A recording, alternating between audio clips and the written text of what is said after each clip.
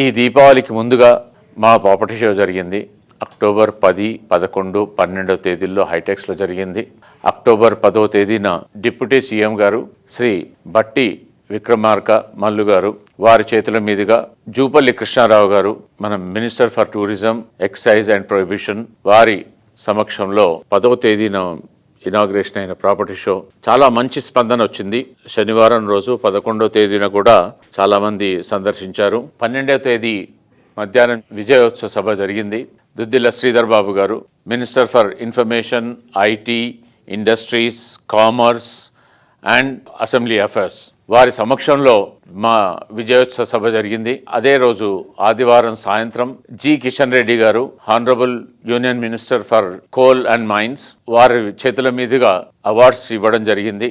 ఈ 3 రోజులు జరిగిన పండగకి విశేషంగా చాలా అద్భుతమైన స్పందన వచ్చింది.